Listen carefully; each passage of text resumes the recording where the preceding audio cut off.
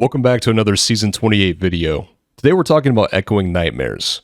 Now just a couple things to start. The Whisper of Atonement, the item that drops at the end of an Echoing Nightmare that you're able to then use to augment your ancient items, is the number one priority when you're inside of an Echoing Nightmare. Getting to wave 126 to make sure you get the highest rank Whisper of Atonement that you can get, 125 is the highest. So wave 126 guarantees you get a rank 125 Whisper, is top priority. Absolutely. And there's a lot of information out there telling you guys to just stop at wave 126 and not go any farther. If your character isn't strong enough to potentially do this strategy that I'm about to show you, that's understandable. Again, focus on getting the Whisper, don't worry about doing this. But the Echoing Nightmares can actually be a pretty good way to farm regular gems. And in this season, we don't have unlimited ancient puzzle rings like we did in season 27.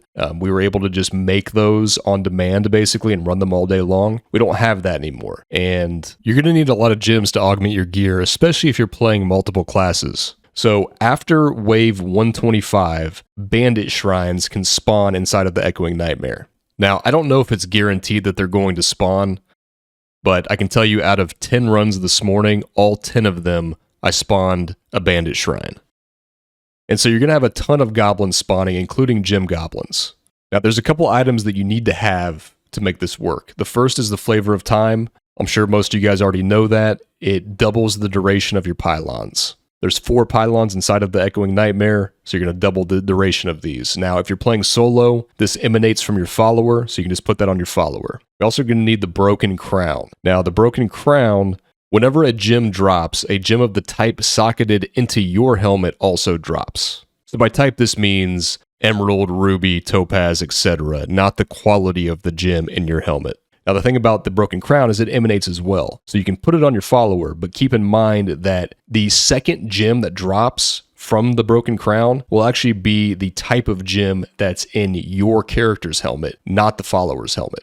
So, of course, if you're doing these in a group, which is probably a good bit easier to do, you're going to need to equip these 2 items. So you're going to have to figure your build out to equip those 2 items on your character. Now, the strategy I'm about to show you, you don't have to do it this way. This is just the way that I've been doing it to make sure that I'm getting a good chance of spawning Bandit shrines and staying alive. And again, if you don't feel like you can do this, just don't do it. Make sure you get your Whisper of Atonement and go from there. All right, let's jump into it. So first, scout out and see where the pylons are. There's going to be 4 east, west, north, and south. And I'm not going to take pylons until we get up to around level 100. At level 100, I'm going to take the speed and the channeling. And the main reason that I like those 2 is because these green meteors will start dropping at level 100 that you need to dodge while also dealing damage.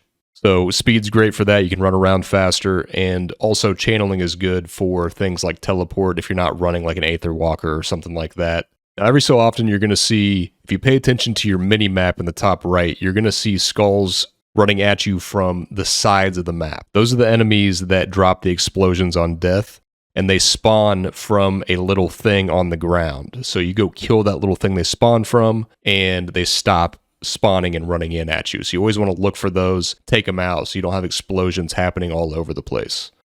As you can see, I just killed one right there. So we're going to grab the speed and the channeling right around 90 to 100, somewhere in between there. Should be a good spot for those, and really you can probably just go ahead and grab the power pylon right after you grab those as well. Somewhere around 100 to 110 is typically where I grab the power pylon. And then we're going to save that conduit pylon for 125. So for a couple reasons, we want to make sure that we survive to spawn a Bandit shrine, and we want to make sure we have the damage to kill all the goblins. Alright, so about, again, level 100-ish, I'm going to go ahead and grab the speed and the channeling. And then you start to see the green meteors start dropping from the sky. You got to be careful with those. You don't want to get hit by them. They can absolutely kill you. So about 110-ish, I grab the power, and then I'm going to just use the power with still having the channeling and the speed until 125. It'll take just a minute to get there, and then at 125, we're going to hit the conduit. And again, if your character is powerful enough, this should be a breeze to do it this way. So now we're kind of just waiting to see if a bandit shrine does spawn. And again, I'm not entirely sure that they always spawn, what the exact chance is that they will spawn. I know there's some theories out there. I will say out of the 10 runs that I did in a row, I got the shrine in all 10 of those. So there's the pylon there, or the shrine, the bandit shrine there.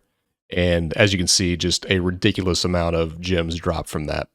So at that point, I mean, you can go ahead and just allow the enemies to overwhelm you if you want to stop it, or you can keep going and try to push the waves up as high as you can. You're also going to get gems out of the chest itself too, along with that Whisper of Atonement and some legendaries. I hope it helps. Thanks for watching, and I'll see you next time.